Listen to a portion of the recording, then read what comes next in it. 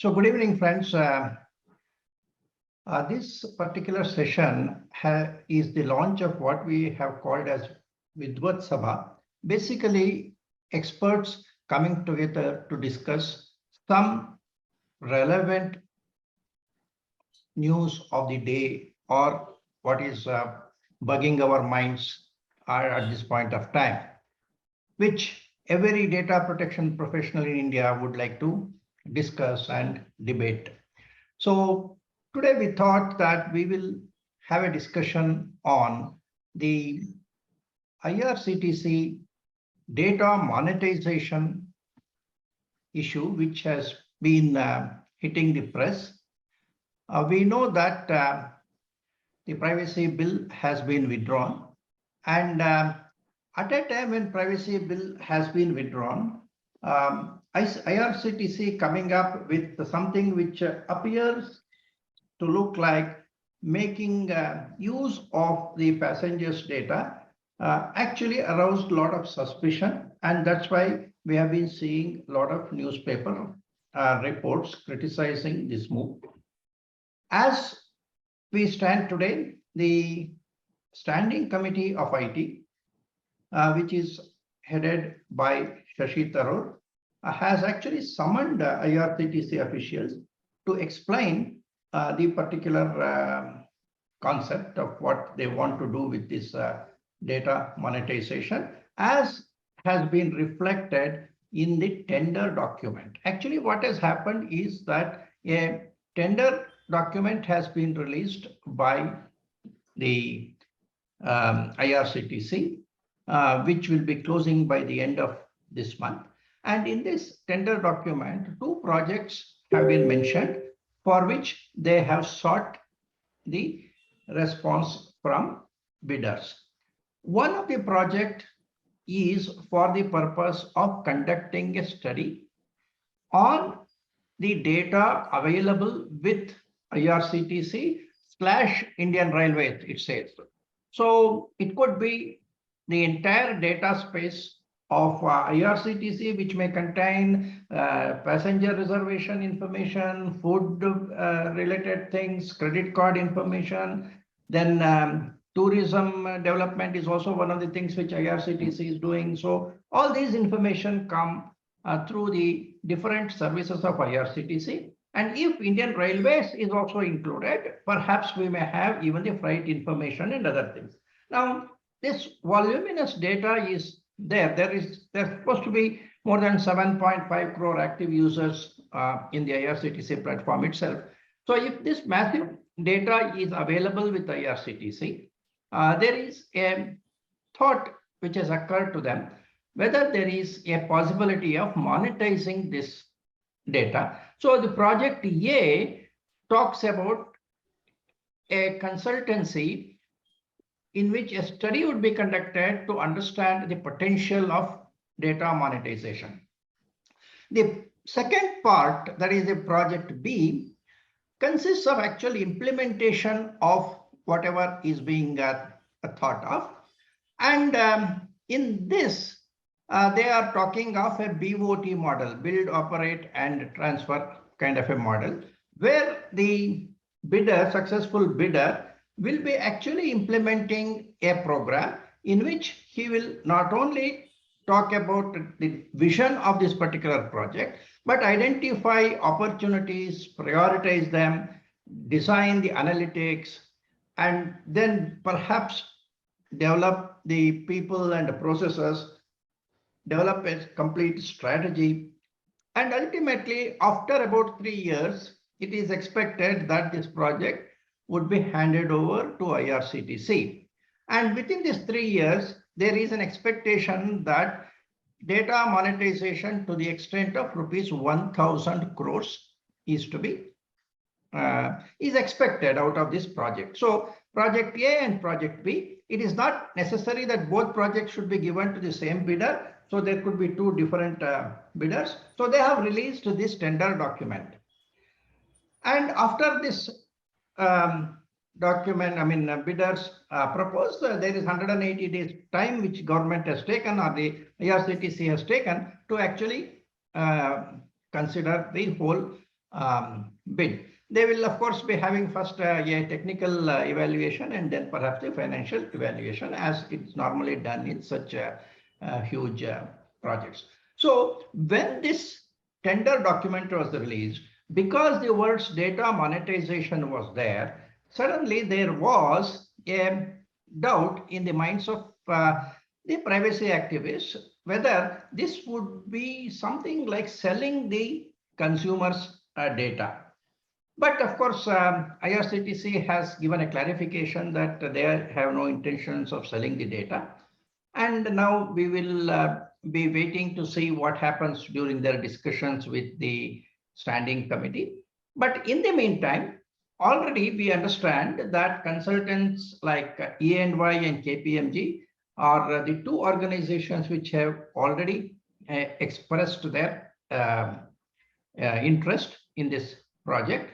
And maybe we will be seeing others joining in. This is the background in which we are having this discussion today, in which we have to actually discuss several aspects of this particular instance. Okay. Now we have Ruchika Kumar, a practicing advocate. We have Dr. M.B. Limay, who is also a practicing advocate. Both of them can perhaps bring in their view from the legal perspective. We also have Mr. Samir Mathur as an entrepreneur who works in the IT and information security area. So we have both the legal people as well as the technology persons.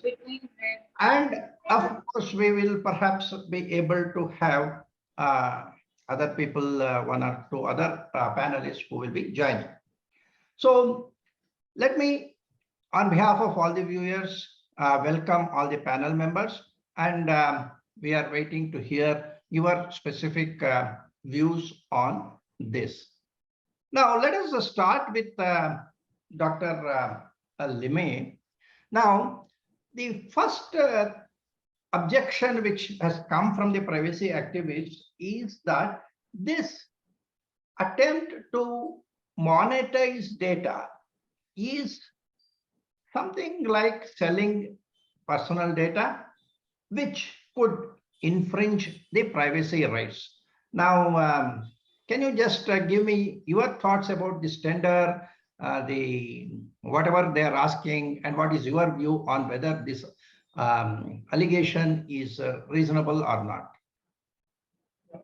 First, I welcome all the viewers to this Vidwat Sabha. This is new initiative by FDPPI to follow current topics, because what we see that when topics get too old, then people enter and discuss those particular topics, and it's too late when topics are discussed. So it is the right time that FDPPI has started this new venture, that is Vidwat Saha.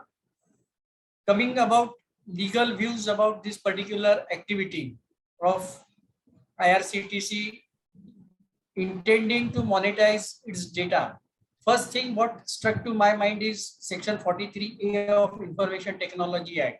That is where a body corporate dealing, handling or possessing any sensitive personal information or data is negligent in handling that particular information, then it will be liable for whatever loss or whatever profit which has occurred to third party. So here, first thought which struck to my mind is, here IRCT is a body corporate, whether it has a right to use this sort of data available with it, which is in trust given to IRCTC. Because when this particular data was given, it was not intention of IRCTC to monetize that particular data. It was for the people's benefit, customers' benefit. They were gathering certain data. But suddenly when it comes to the monetization part, we see, or when we look back to what were the provisions of our Data Protection Act, right to be forgotten.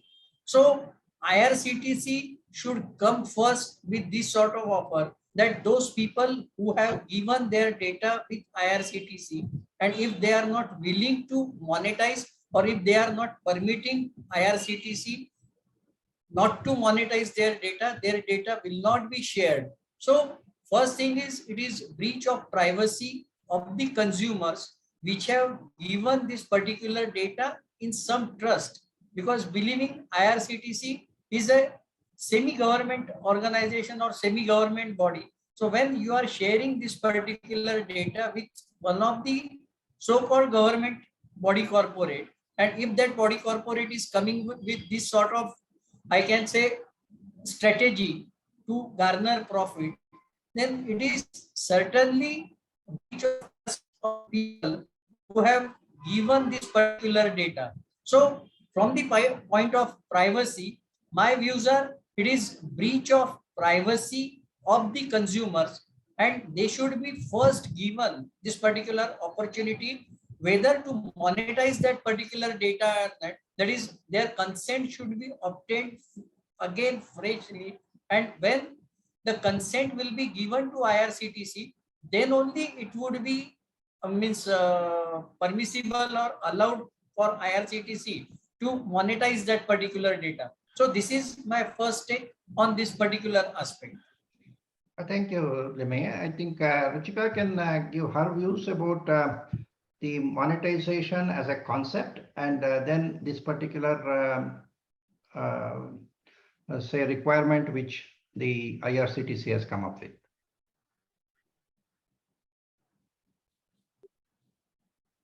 You are on mute. Sorry for that. Thank you so much for the opportunity. See, my view is a little different. We say data is an asset. Now, what good is an asset if I cannot monetize it? I understand what Dr. Limea is saying, because the consent has not been obtained by the users whose data is now with IRCTC. The privacy policy also I have gone through, it mentions certain usages which will be done with the data. It has a list of reasons for which the data will be used, the information will be used. Monetization is not one of those reasons. So I do agree that there is, the consent is not there, but monetization per se of a data is not something that I personally against, because it is an asset. If I have an asset and I cannot use it, or I cannot monetize it, then it is no good of an asset for me. Further, I also think this tender is for a limited purpose. The first step in the tender, in fact, the project A, is for them to understand whether this data which they have can be monetized, how it can be monetized. And they want a consultation with outside bodies who are experts in this kind of work. From what I feel, IRCTC themselves, they have a lot of data. They don't know what to do with it. They are not sure whether it can be monetized, it cannot be monetized. If it can be monetized, in what manner? If there is a lacuna where, or if they want to monetize it, will it be against the policy, against the consent that they have taken, against any law? So all these things is something they are asking for a consultant to help them to ascertain those things. So I think this tender is at a very, IRCTC itself is at a very nascent stage to understand what they want to do with the data that they have. Now, there's a lot of talk happening everywhere about data. Data is being sold, data is here, data is being monetized. So IRCTC has also realized that we have some data. Let's see how we can use it and what we can do with it, whether we can monetize it, how we can monetize it. So I think this tender, there may be certain issues in the tender, but all of that is something that a consultant may be able to tell them and guide them, that these are the problems that you have if you will do. Because in one of the clauses in the tender, I also saw they're talking about whether this will be in accordance with the various laws, including IT Act, user data privacy laws, including GDPR, and personal data protection bill is also referred to it. So they want to understand whether what they want to do can be done within the purview of the legal regulations and the law. So that is my view on the whole tender thing. Thank you. Now we will go to the technology person, Mr. Mathur, also a business person. Now, this concept of monetization, if it is accepted um, with IRCTC, probably it could actually set a new trend. Now, Ruchika says that if there is a proper consent or something, maybe monetization per se is not objectionable. Whereas Mr. Lemay has highlighted the risks in terms of privacy. Now, as a business person, what is your perspective on this concept of monetization? You are on mute. You please unmute and then go ahead. Samir.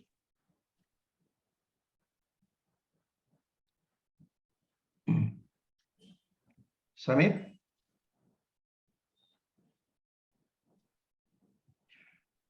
I think Samir's link may not be okay. Lemay, you have any counter to what Ruchika was just talking about the Certainly it's not a counter, but what she discussed is also valid points. But when they have some 1,000 odd crores in their mind, they might have some idea where to use that particular data. And they are not so nascent people that they don't understand the valuation of data. And it is very clear, if they use this particular data for improving traffic of their passengers, providing better passenger services, for which they are collecting data, like they have provided facilities that you will opt for another train, etc., etc. So if it is for facilitation of the customers or commuters who are using those particular services, and they are charging some premium for those particular services, it can be understood. But when they have 1,000 odd crores in their mind, and when they have called for consultation, one point you mentioned, GDPR. When IRCTC is functioning in Indian domain, what is the use of mentioning GDPR over there? So they are not very clear in which territory this particular data would be sold. And my first objection that IRCTC calling only for consultation paper is that it is practically impossible, because tomorrow if IRCT is today, LIC will be there tomorrow. They have immense data available with us. Then banks will follow the suit. So this will be a new trend to loot the people and make money out of it. So if it is allowed once, it will start a trend in every companies. If you follow what are happening in various companies, even Tata Group has come up that we have so much data, we are not sure how to use that particular data. So every company is thinking, but my main objection as a consumer or as a data generator is that when data was gathered, there was no opportunity given to me that these will be the reasons for which your data will be utilized. Now suddenly they are changing their goalposts. When goalposts are changed, I should be given the right of forgotten or right of amendment or right of modification, whatever is my right, which were available to me in my data protection bill. Those rights should be given to me, and then only this particular data can be monetized. So this is my view about this particular activity. Yeah, I will come back to you. If Samir is able to join with his audio, I would like his views. So Samir, try to unmute yourself or re-log in so that you will be able to participate. There seems to be some issue there. Okay, now, Ruchika is an expert in GDPR, so I would like to ask her, in GDPR, is there a mention of monetization? No, per se, there's no mention of monetization. So there's another issue with, see, I understand, Dr. Limea, where you're coming from. You're talking about, I should be given a right to forgotten, I should be given this right, I should be given that right under privacy law. Unfortunately, no bill also, no act also, no bill also. So IT Act is taking care of certain issues. They're talking about a breach is being taken care of, unlawful access is being taken care of, unauthorized access is being taken care of. But those elements of privacy per se, where I say that I have the right to decide how my data will be used, is something which is not covered actually by the IT Act. So this is where my problem is, that I may say that okay, GDPR is giving, but GDPR is not applicable to the most of the data that will be with IRCTC. Whoever travel by train are actually mostly Indians are the ones who are traveling by those trains. We may have a small population of foreign nationals, but again, whether GDPR will apply to them when they're using Indian services is a question mark, which is another debate altogether. So those rights which we are talking about, that IRCTC should ask me whether I want my data to be used in that way or not, is I think is a moot point, because we don't have any such regulation. We don't have the bill also now. So No, no. wherever in those judgments. Ruchika, now as far as the lack of bill is concerned, I am sure Lemaya will immediately say that we have got Information Technology Act, Section 43, capital A, and the guidelines which was released in 2011, April, which was about reasonable security practices, specifically has consent as a requirement for collection, basically for sensitive personal information. Of course, 43A was for sensitive personal information. But there is 72 capital A, which is for non-sensitive personal information, where without much of details like this rules and other things, the Act simply said that there should be a contractual basis on which you collect the personal data from an individual, and that should be the basis for its handling. Now, the problem which we are now discussing is because there is a legacy data with IRCTC. Now, the prospective data is something which they will be collecting from tomorrow onwards after this particular process is in place, in which case perhaps the consent could be obtained. I don't know. If they properly draft their policies, they may get a consent for new data which they are collecting. But if we are talking of this 1,000 crores monetization, it is, I think IRCTC thinks that they can do it on the legacy data. Now, in the case of legacy data, then this question of consent will be there. Subraidu, you can unmute and you can speak. You can also put up your picture so that we will be able to hear you. You are on this thing. Thank you. Yes, sir. Subraidu is a leading who has been working on privacy and security audit, so that he will definitely have his views on what we are discussing. So the first thing which we are looking at is, this is a legacy data which we are talking of, the 7.5 crore customers who are there. Now, when the law comes, the new consent will be taken. Let us assume that new consent will be taken. That will be applicable only for future this thing. Otherwise, you will have to take a consent from the existing customers by sending them a new notice, making changes in the privacy policy. In fact, we all know that under the certain guidelines itself and the intermediary guidelines, even under Information Technology Act, this privacy policy should be renewed at least once in a year. So I'm sure that if you are talking of 7.5 crore customers, if you leave out the last 1 year customers, there will be 6 crore customers who are 1 year old, which means that privacy policy has automatically come for renewal. So these are some of the issues which perhaps IRCTC needs to take care. I asked the question on GDPR for the reason, thank you, Samir. I asked the question on GDPR because when we talk of privacy laws, beyond what we know in India, we look at GDPR as a general guideline. One very interesting point you observe in this particular tender is, they have mentioned ITA 2000 as a reference. They have mentioned GDPR as a reference. They have mentioned PDPB 2018 as a reference. Now, that is very interesting. I don't know whether it was a mistake that instead of PDPB 2019, they added 2018, but it is possible. So because PDPB 2018 is a version which was released by Justice Sri Krishna. Okay, it was not fully accepted. It was modified a little, and then it became PDPB 2019. 2019 went into the JPC, and there were these controversies about 81 amendments, etc.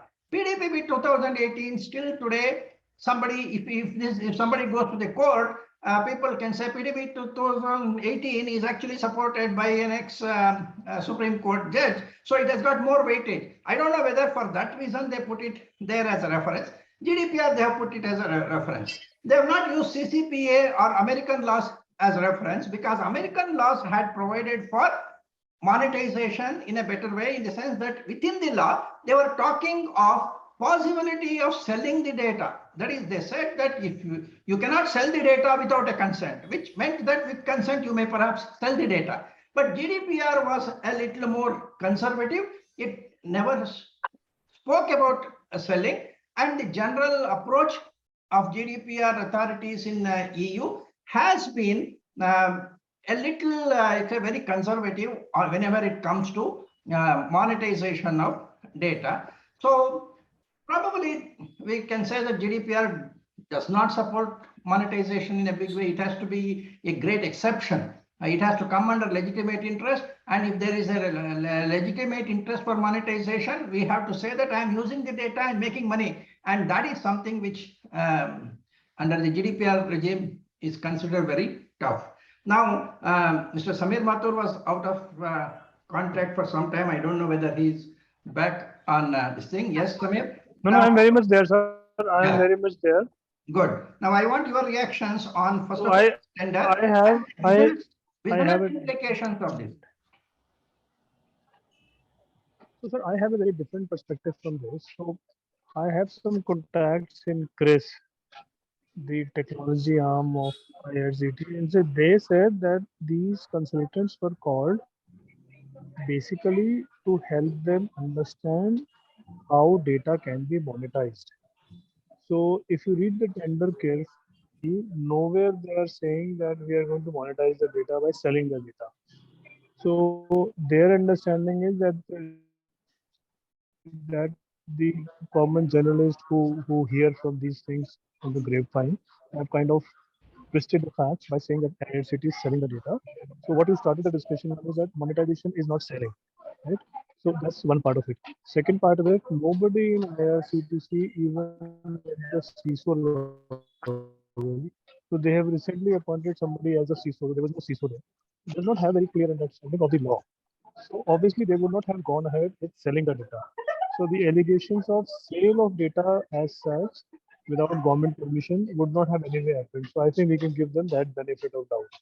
Secondly, the other point of whether they were looking at monetization without selling is something that's why consultants were hired. So this tender was basically for consultants to understand that how can data without selling. So this they also understand that data cannot be sold. But how can we monetize the data without actually selling the data is what the tender is all about. So this is a big question, and actually when I discussed with the Chris fellow, he only asked me that you gave us ideas on how data can be monetized without selling the data. Okay. Okay. Now we'll go to Subraidu about data valuation. So they are of course, there are some things that can be discussed on that. So that's my point, that it was not there, and this was kind of twisted by. Yeah, Samir. Yeah, I think your voice again broke. Subraidu, about the valuation, IRCTC is talking of 1,000 crores value realization in the next 3 years. Do you think it is a reasonable estimate, or is it a very conservative estimate? If you ask me, that could be a fairly conservative estimate, if you say. See, the reason, see, the three parameters, the three attributes that I think should be available before one can put a value to any data is obviously, one is the data should be the data quality, and the data should be there, number one, and all the attributes of quality. Secondly, the organization should have the ability to convert the data into revenue streams. Okay, now that could mean multiple things, whether you have analytics professionals, whether you can generate adequate insight that would be of use to other people who want to sell services and these things, right? Now, I mean, so definitely, uh, if you go into IRCTC website today, you see a lot of ads popping up. Okay, and they're also selling different kinds of services there, holiday packages, air travel packages, and all these things. So perhaps some amount of monetization of the data is already going on, which is on their website. Okay. So that's number one. And secondly, just out of curiosity, I just went through the privacy policy of IRCTC and what does it exactly say? So because all this talk of GDPR, data, Indian data, new data law, CCPA, whatever, that's all futuristic. The point is the tender has been floated by the management of IRCTC already, perhaps maybe about 2-3 months ago. It is now only coming into the news. So we have to judge these actions in light of the law as it prevailed when this action was taken. Okay. If somebody asks that, does IRCTC today have the right to monetize the data that it already has? Okay. Then if we take a closer look at the policy terms, they've declared it in the policy. Now one might say that, okay, whether that policy, the way they've declared it, is in accordance with GDPR, is it according with the proposed data protection bill or something? But the fact is today, they are declaring of their policy the purposes for which they can put your data to use. So they've declared it and the consent is being taken. Okay, whether that consent is a fair consent or not, we can debate about it because the policy might not be very prominently displayed. It is hidden somewhere, and all that stuff. So in light of the existing law, do they have the right to monetize my data? My answer, I think, would be a yes. They do have the right to monetize existing data. Whether the consent is to be renewed once in every 12 months, what part of the data is consent renewed, what part of the data is requiring to be renewed further is something that we can go into.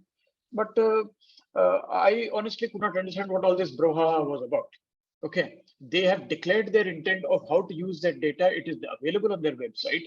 And if you look at it in light of the existing law, definitely they seem to have the right to use that data. Maybe perhaps somebody might have been a little careless in using this word monetization and set off a kind of a scare amongst privacy activists.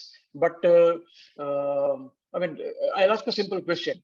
I think today on IRCTC's website, if I am undertaking a travel journey from, let's say, from Hyderabad to Bangalore, okay, and let's say my train is supposed to stop somewhere at a station in between, and there's a Domino's outlet somewhere in that city, and I want to order a pizza to be delivered onto a particular berth number, seat number, coach number, right? And if IRCTC feels that a Domino's outlet is willing to pay them something to share this data, I see no harm. The conditions have already been specified on their website, right? And I, as a traveler, would be gladly willing to give consent if I don't like the food that is being served by IRCTC train catering and I want to have a pizza while I'm on the train. Where is the harm? Where should anybody have any problems with that is something that I was not able to understand. Yeah, so Subhrayo has brought out a very good point that our analysis of whether this is acceptable, not acceptable should be based on an analysis of the harm that may be caused. So that will be the focus of the privacy law. But now let me go to some of the questions which are appearing on the channel, and I would like any of you to answer. One of the questions has been put up by Anil Chiplunkar, whom we know from Bombay auditor and information security professional.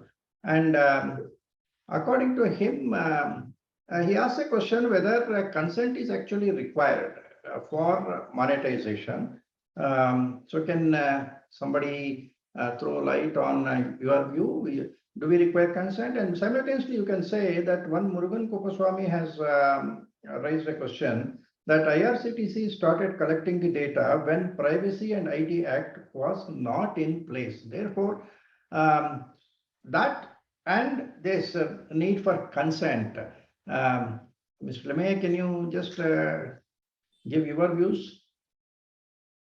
Yeah, I have a main objection to for which activities consents are specifically sought. I do respect that whatever are the views of another panelist, Mr. Subbaraidu, that he sees no harm in sharing the data or monetizing.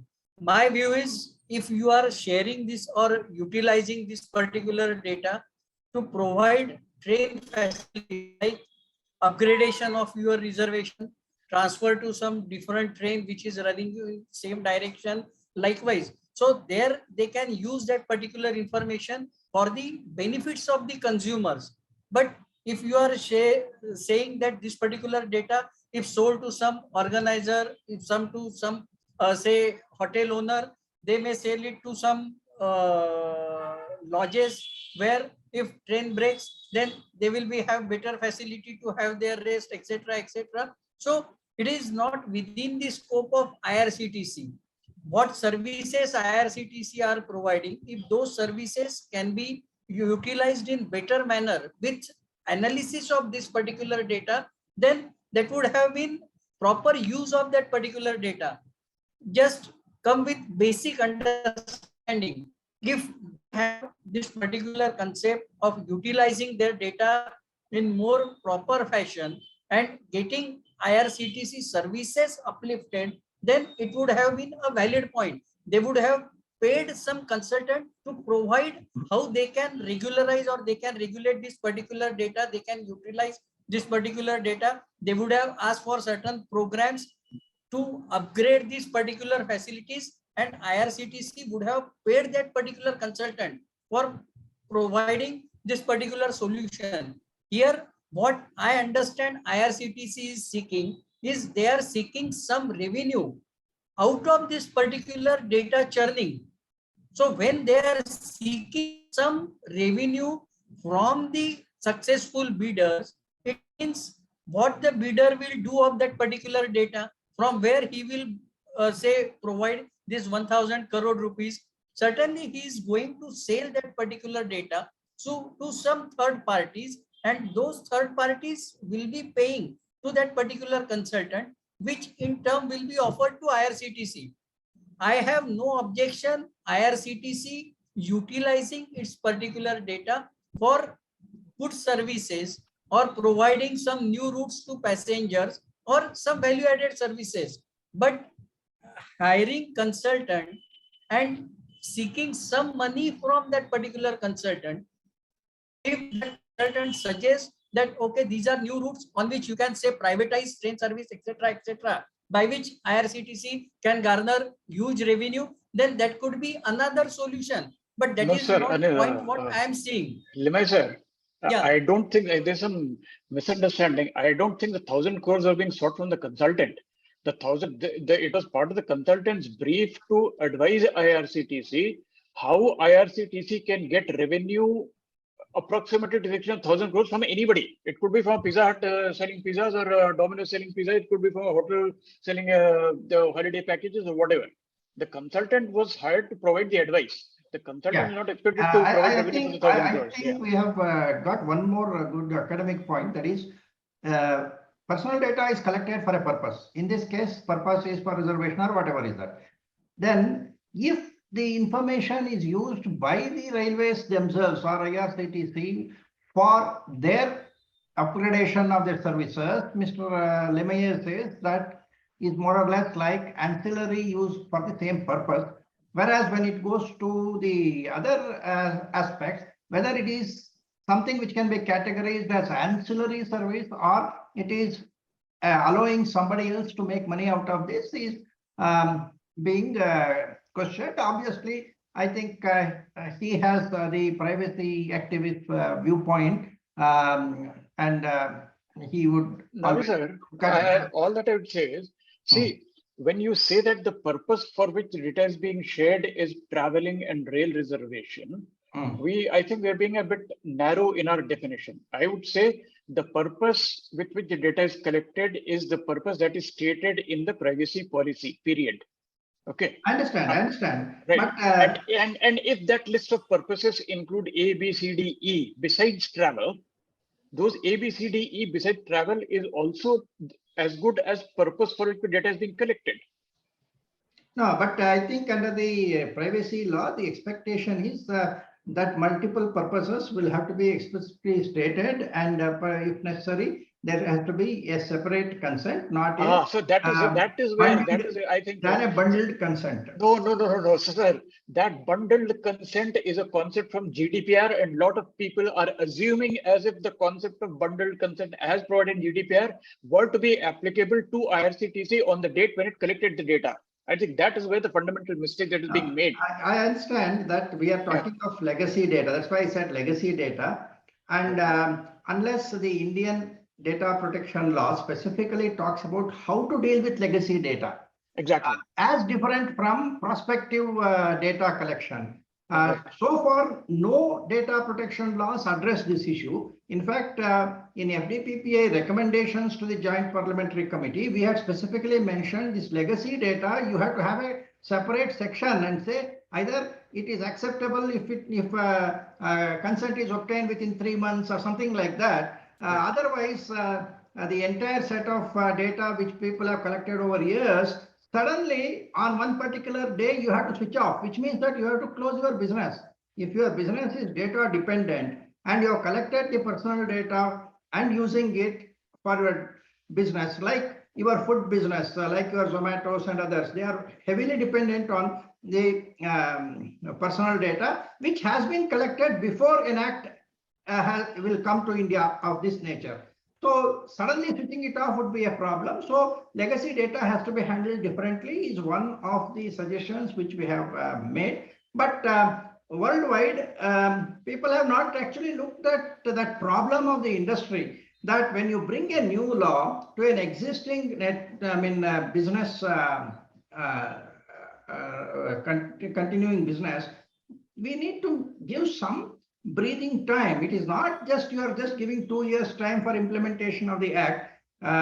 Along with that, this consent, whether it can existing consent which was obtained under ITA 2000, not as detailed as is required under the new law. There was also a consent, but it was not as detailed as we are having as a requirement today. Whether that consent will be deemed to be acceptable at least for a period of next 6 months or something like that is what these laws need to perhaps do. Now, let me take some more questions which are there.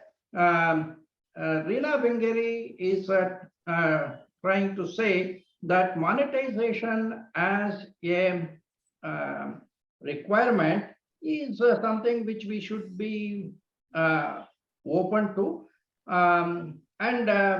Probably appropriate consent can be obtained. And she's trying to identify this project A and project B, and she says perhaps IRCTC issue which we are discussing today could actually help in the framing of the new digital law, because all the problems which could come in a kind of situation we are seeing in IRCTC would be required to be handled by our law. So now we know what should be the law, what should be the purpose, what should be the ancillary purpose, how should we handle monetization. In fact, in the series of articles which I am trying to write on navi.org, if you have seen, I have suggested that there should be a chapter on data monetization, because we cannot leave it open to the industry and say that you cannot monetize data, because monetization of data is something which actually is essential for preservation of the internet society. Now, privacy is important, it has to be done, but if there is a way of monetization without infringing the privacy, like using, let us say, anonymized data or pseudonymization of data, probably law should enable that. So that is one viewpoint which we can have. Then we can be a little more accommodative for this concept of data monetization. Probably we will try to look at that in detail as we go along. But pure privacy oriented persons will look at monetization as a term, something which should be thrown off the discussion straight away. So that is where the law has to balance the requirement of the activists and the business. Sir, sorry to interrupt you. There's just one point I wanted to bring to the attention.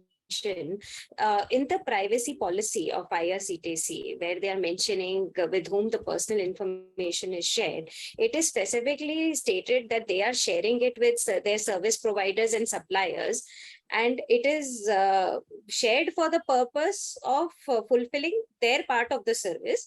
But IRCT is not controlling how they are using the information shared with by the suppliers and service providers. So sharing of information, personal information, is already happening by IRCTC. It's not that they are not sharing it with outsiders. I understand that perhaps security controls have to be initiated by IRCTC so that even if they share, it will be exclusively on the basis of the consent, it will not be misused. Because we have seen that in the case of civil, we have pointed out that the value of data which was available with civil, when it was taken over by share transfer by TransUnion, which is a US-based company, was worth not 1,000 crores or 2,000 crores. In my view, it was worth several lakh crores. I think 7 lakh crores or something like that was what I once estimated. 500 million Indians' financial data was what civil was having when it was taken over by TransUnion. And this takeover happened with the change of shares. Like now today, Adanis have taken over NDTV by purchasing the shares. The entire database which NDTV has got now gets transferred by way of this acquisition. So mergers and acquisitions are in areas where the law has to give specific, you can say, coverage, and not to actually disallow such acquisitions, because that is what gives value to an organization. But how to handle consents, because I may be willing to give consent to, let us say, civil, but I may not be willing to give consent to TransUnion because that's a US-based company. Civil was an Indian company owned by banks. So when mergers and acquisitions take place, the way we respect the consent of data subjects or data principles is something which we need to look at. One more question, which after which we will go for general discussion again, from PB Vishwanath. He is making a reference to an earlier news report about the RTO system, where they had made a mention that they are willing to share the data of vehicles for a price. Okay, so that was also something which was a kind of monetization. Now, the question is, while monetization per se, we cannot say don't do it, but how they do the monetization in terms of whether a transparent consent has been obtained. And secondly, having obtained the consent, if they transfer it to a private sector agency, whether there is a possibility of that being misused or used for purposes other than for which it was taken, these are issues which need to be handled. And of course, maybe Vishwanath does make a mention that privacy is a fundamental right, so we have to respect it. But the question is whether privacy being a fundamental right bars it from obtaining a consent for the purpose of monetization. Ultimately, it is a right of choice. Privacy is a right of choice. And if a data subject or a data principal thinks by giving consent to IRCTC for sharing the data with XYZ, he is going to get better service. Ultimately, it is his choice. Now, the question is whether he understands this or he is being misguided and he is made to give consent without understanding the implication. That is a different thing. That is where notice comes in. In fact, the Indian law did propose, when we say Indian law, we're talking of the PDPB, which is no longer there, but it did propose the role of a consent manager who could take care of this aspect of taking the personal data in trust from the individuals and then sharing it on a selective basis with the data fiduciaries.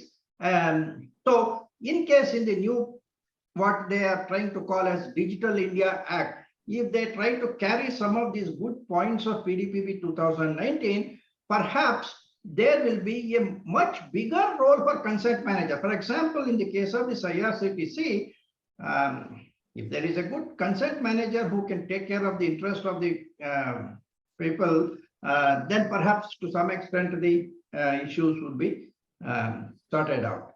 Now, Limaye and Mathur, you want to add anything more to what we have discussed so far? Just to summarize, we have said that this tender is talking of data monetization, but we really do not think or know for sure that it is similar to data selling. They are saying that we are trying to recognize value to this data. And next, of course, for project A is only a consultancy just to find out the prospects. In fact, if they undertake project A and they don't take project B, then there is no issue at all. The privacy risks are more in project B, not in project A. Project A is only a kind of a market feasibility on what kind of opportunities lie. So if it is project A, then perhaps the problem is less. If it is project B, then actual implementation will happen. Data will be shared. Now, whether that implementation has to be done on BOT basis or it has to be done entirely by IRCTC within itself is a question which we have to raise.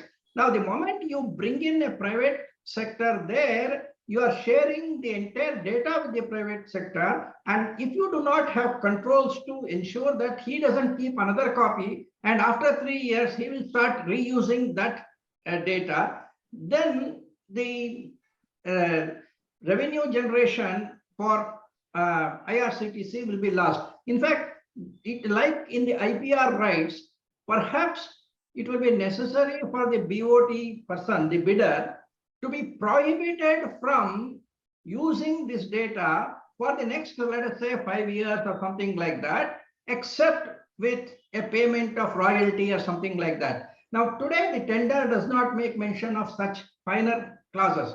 How to prevent the misuse of data by the bidder? Probably these were not thought of. I think these are some of the things which I think the privacy activists like Mr. Limaye should focus on.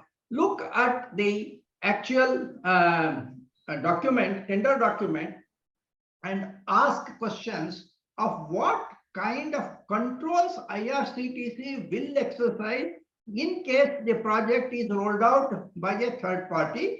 And then if he is able to generate, now they have fixed 1,000 crore expectation. I am saying the data may be worth several lakh crore. Then what will happen to the balance?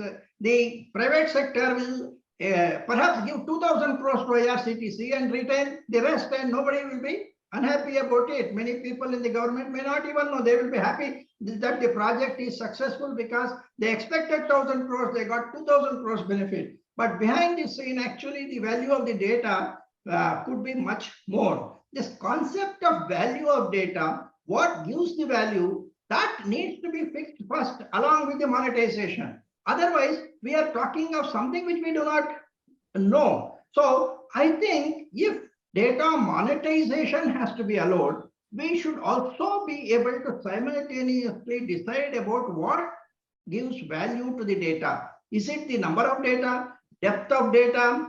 Is it something which has got the quality of data? Whether it's accurate or not accurate is one part of the quality. Whether it is financial data, health data, or something else, food habits data, that is another kind of quality. Now, how do we give value to this? So that is why when we discuss this data valuation standard of India, we try to incorporate such quantitative and qualitative ways of putting in value. And I think when Digital India Act is being thought of, the government should simultaneously take a decision on data valuation. I think Subraidu and his kind of professionals should ensure that government does not, I'm talking of the accountants, they should not forget that you cannot have monetization without a value concept for data. So otherwise, as I told, they are talking of 1,000 crores. My perception is that they have got 1 lakh crores. Now, what will happen to that 99,000 crores worth of data if the organization does not think it is there as of today? They could have kept it open, or they could have fixed up some valuation terms. So the absence of data valuation standard could perhaps bring uncertainty to the particular monetization drive.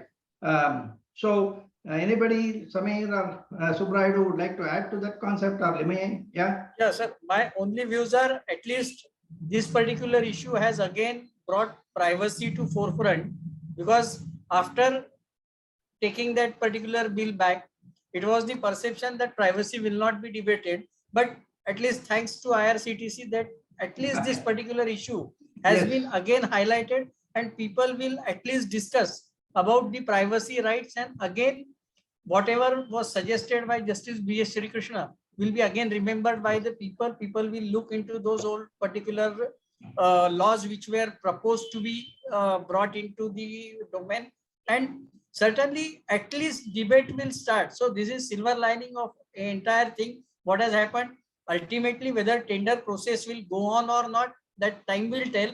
But at least privacy will remain at the debate topic. That is the best part of it, and I see this as a outcome of what happened with this particular issue, and it at least provided some more voice to privacy activists. Thank you. So thanks to this particular tender process. Thank you, and I think the positive outlook is what we should all appreciate. And in fact, the reason why we started this new series of Vidwat Sabha was to be able to discuss today what was there in today's papers. If today in the paper some discussion is there, we should be as experts of whatever capacity. I don't say that what we say is the gospel truth should be accepted, but if we can put it out for discussion, then perhaps we will be able to generate more knowledge out of whatever comes every day. But of course, when we this is a new approach which FDPPA has started. This is like your normal primetime TV debate. And one issue here is the experts will have very short notice about a particular topic. If we need to have a panel of people who will respond with if we have an issue coming up at 2 o'clock in the parliament, and we should be able to discuss it at 7 o'clock. So probably we will try to do that, and hopefully this first set of people who have been present today, this is the inaugural session of Vidwat Sabha. I thank all of you as panelists and all the people who have come on the YouTube channel. And of course, once it goes on recorded mode, others also will be perhaps be able to view this.